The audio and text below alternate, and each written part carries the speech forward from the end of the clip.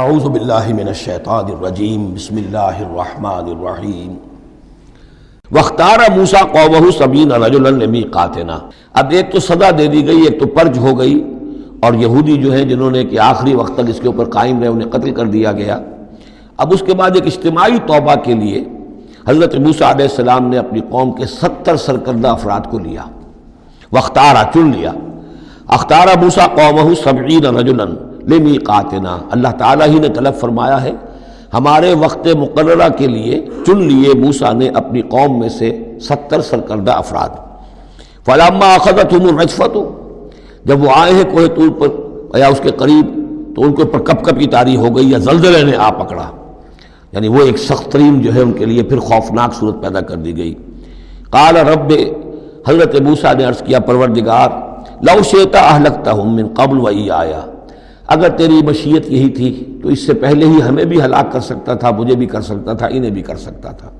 خطا کار تو ہم ہیں، غلطی ہوئی ہے، لیکن بہرحال ہم نے اتنا بڑا کفارہ بھی دے دیا ہے، اپنی قوم کے اتنے لوگوں کو اپنے ہاتھوں ذبح بھی کیا ہے، لیکن یہ کہ اگر ہلاک ہی کرنا تھا جو اس وقت شکل ہو رہی ہے تو پہلے قدم پر بھی تو ہلاک کر سکتا تھا۔ لو شئت اہلکتہم من قبل وایایا، اگر تو چاہتا تو ہلاک کر دیتا ان سب کو بھی اور مجھے بھی۔ اتہلکنا بما فعل السفہاء منا، کیا تم ہمیں ہلاک کر دے گا ہمارے کچھ بے وقوف لوگوں کی حرکت کی وجہ سے؟ ہمارے ہاں کچھ بے وقوف تھے جنہوں نے حرکت کی تھی، اور ان کی وجہ سے کیا پوری قوم کو ہلاک کر دے گا؟ ان ہی الا فتنتک، نہیں یہ تیری طرف سے ایک آزمائش ہے۔ تضل بہا من تشاء، تو گمراہ کرتا ہے اس کے ذریعے سے جس کو چاہتا ہے، وتہدی من تشاء، اور ہدایت دیتا ہے جس کو چاہتا ہے۔ انت ولینا، تو ہمارا ولی ہے، ہمارا ساتھی ہے، پشت پناہ ہے، مولا ہے۔ فاغفر لنا، پس ہمیں بخش دے، ہماری گناہ کو معاف فرما، ورحمنا، ہم پر رحم فرما، وانت خیر الغافرین، اور یقیناً تمام بخشنے والوں میں تو سب سے بہتر بخشنے والا ہے۔ واکتب لنا فی ہذہ الدنیا حسنہ وفی الآخرہ، ہمارے لیے اس دنیا کی زندگی میں بھی حسنہ لکھ دے، طے کر دے۔ اب دیکھیے یہ دعا کر رہے ہیں حضرت موسیٰ اپنی قوم کے لیے، بنی اسرائیل کے لیے، واکتب لنا فی ہذہ الدنیا حسنۃ وفی الآخرہ، وہی الفاظ ربنا آتنا فی الدنیا حسنۃ وفی الآخرۃ حسنۃ وقنا عذاب النار۔ تو لکھ دے، طے کر دے کہ ہمارے لیے دنیا میں بھی حسنہ ہو، آخرت میں بھی۔ انا ہدنا الیک، ہم تیری جناب میں توبہ کرتے ہیں، رجوع کرتے ہیں، جو خطا ہو گئی ہے اس کا اعتراف کرتے ہوئے معافی چاہتے ہیں۔ قال عذابی اصیب بہ من اشاء، اللہ نے فرمایا جہاں تک میرے عذاب کا تعلق ہے وہ تو اس میں تو میں مبتلا کروں گا جس کو چاہوں گا۔ ورحمتی وسعت کل شیء، تم رحمت کا سوال کر رہے ہو تو ایک رحمت تو میری وہ ہے جو ہر شے کے شامل حال ہے، ہر شے کا وجود میری رحمت سے ہے، اس کا بقا میری رحمت سے ہے، اس کا تسلسل میری رحمت سے ہے۔ ایک تو رحمت عامہ ہے جو تمام مخلوقات کو شامل ہے، تمام مخلوقات جو ہے اس میں سے حصہ پا رہی ہیں۔ ورحمتی وسعت کل شیء فساکتبھا، اب یہاں مراد ہے خاص رحمت جس کے لیے تم کہہ رہے ہو، وہ رحمت تو میں لکھ دوں گا ان لوگوں کے لیے۔ اب یہ بہت اہم مقام یہاں آ رہا ہے، وہ اپنی رحمت میں خاص کر دوں گا، لکھ دوں گا، للذین یتقون، جو تقوی کی روش اختیار کریں، ویؤتون الزکاۃ، اور زکوٰۃ دیتے رہیں، والذین ھم بآیاتنا یؤمنون، اور جو لوگ ہماری آیات پر ایمان پختہ رکھیں۔ الذین یتبعون الرسول النبی الامی الذی یجدونہ مکتوبا عندہم فی التوراۃ والانجیل، جو اتباع کریں گے ہمارے امی نبی کی، جس کا کو رسول بنا کر بھیجا جائے گا، رسول نبی امی کا اتباع کریں گے، جسے وہ پائیں گے، الذی یجدونہ، جسے پائیں گے لکھا ہوا، مکتوبا عندہم، ان کے پاس، اپنے پاس، فی التوراۃ والانجیل، کہ وہ ان کے پاس اس کی پیشن گوئیاں، اس کے حالات، اس کی علامات تورات اور انجیل دونوں میں ہوں گی۔ تو جو لوگ ان کا اتباع کریں گے، نبی امی محمد الرسول اللہ صلی اللہ علیہ وسلم امیین میں سے اٹھائے گئے، اور آپ واقعتاً اس قوم میں سے تھے جس کے پاس کوئی کتاب نہیں تھی، کوئی شریعت نہیں تھی، ویسے بھی آپ نے دنیاوی اعتبار سے کوئی تعلیم حاصل نہیں کی، دنیاوی معیار کے اعتبار سے لکھنا پڑھنا آپ نہیں جانتے تھے، تو امی تھے۔ تو رسول نبی الامی، جو پیروی کریں گے میرے اس رسول کی جو نبی امی ہوگا، جسے یہ پائیں گے الذی یجدونہ مکتوبا، لکھا ہوا، جس کی علامات اور جس کی پیشن گوئیاں، عندہم فی التوراۃ والانجیل، ان کے پاس تورات اور انجیل دونوں میں، یامرہم بالمعروف، وہ انہیں نیکی کے حکم دے گا، وینہاہم عن المنکر، اور تمام بدیوں سے روکے گا، وَيُحِلُّ لَهُمُ الطَّيِّبَاتِ اور ان کے لیے تمام حلال چیزیں، پاک چیزیں حلال کر دے گا۔ یعنی جو ہم پڑھ چکے ہیں کچھ چیزیں تھیں کہ جو بنی اسرائیل پر ان کی شرارتوں کی وجہ سے بھی حرام کر دی گئی تھی، یہ تمام بندشیں اٹھا دے گا، تمام پاکیزہ چیزوں کو ان کے لیے حلال کرے گا۔ وَيُحَرِّمُ عَلَيْهِمُ الْخَبَائِثَ اور جتنی خبیث ناپاک چیزیں ہیں انہیں حرام قرار دے گا۔ وَيَضَعُ عَنْهُمْ إِصْرَهُمْ وَالْأَغْلَالَ الَّتِي كَانَتْ عَلَيْهِمْ اور ان سے اتار دے گا، دور کر دے گا، انہیں نجات دے گا ان کے بوجھوں سے اور ان کی ان توقوں سے کہ جو ان کے اوپر پڑے ہوئے ہوں گے۔ یعنی مختلف رسوم اور رواج، ان کے توق جو لوگ باندھ لیتے ہیں اپنے گلوں کے اندر، چاؤ چاؤ میں کچھ لوگ دولت والے جو ہیں وہ نئی نئی رسمیں ایجاد کرتے ہیں، نئے نئے تہوار ایجاد کرتے ہیں، نئی نئی جو ہیں اور تقریبات کا چرچا ہو جاتا ہے۔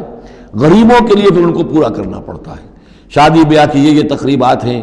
اب جن کے پاس حرام کی دولت کے انبار جمع ہیں ان کے لیے تو اپنی دولت مندی کے اظہار کا موقع ہے، کیسے پتہ چلے گا ہم دولت مند ہیں؟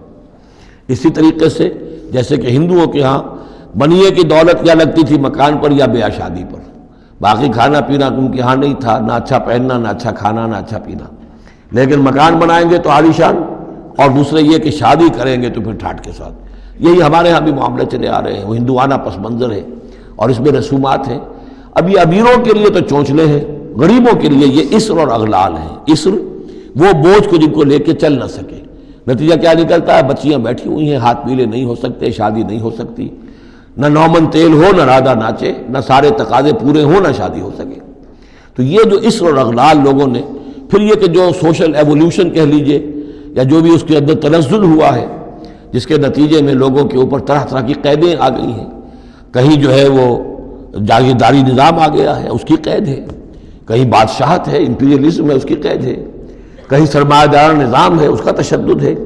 تو محمد جب آئیں گے، یہ اللہ تعالیٰ فرما رہے ہیں، تو ان تمام قیدوں سے نجات دلائیں گے،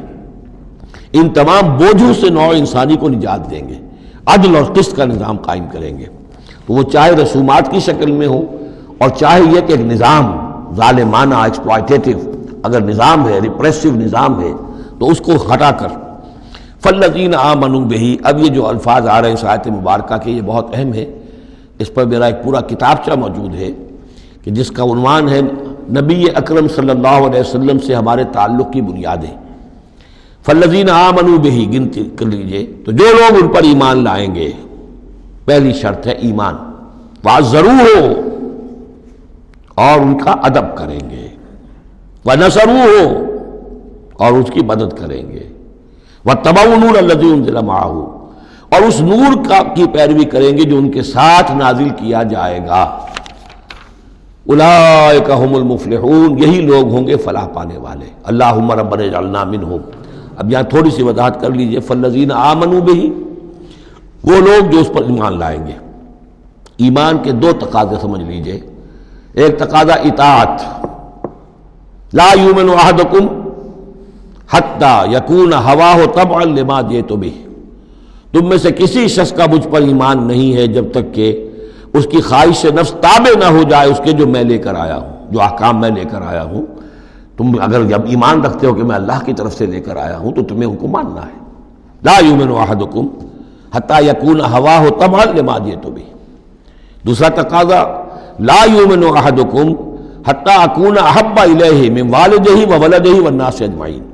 تم میں سے کوئی شخص مومن نہیں ہو سکتا جب تک کہ میں اسے محبوب تر نہ ہو جاؤں، اپنے باپ سے بھی، بیٹے سے بھی، تمام انسانوں سے۔ تو ایک غائب درجے میں اتباع اور اطاعت، اور دوسرے غائب درجے میں محبت محمد رسول اللہ صلی اللہ علیہ وسلم کی، یہ ایمان کے تقاضے ہیں۔ اب اس کا نتیجہ خود بخود نکلے گا، پھر آپ کی تعظیم ہوگی، عظمت ہوگی، آپ کا نام جہاں سنیں گے درود آپ پڑھیں گے، یہ ساری چیزیں جو ہیں، اور یہ کہ جہاں آپ کا کوئی قول آپ کو سنایا جائے فوراً زبان بند ہو جانی چاہیے۔ پھر یہ نہیں کہ اپنی عقل جو ہے آدمی لڑا رہا ہے، ہاں اس کی تحقیق ہو سکتی ہے کہ واقعتاً یہ حضور نے فرمایا یا نہیں فرمایا، یہ حدیث ضعیف ہے، مضبوط ہے، کیسی ہے، لیکن اس وقت خاموش ہونا ضروری ہے۔ جب کسی نے کہا یہ حدیث ہے، ہو سکتا ہے کہ حدیث صحیح ہو اور حضور کی طرف اس کی نسبت جو ہے وہ صحیح ہو، مضبوط ہو، لہذا فوری طور پر اپنی زبان بند کر دینا یہ ادب کا تقاضا ہے۔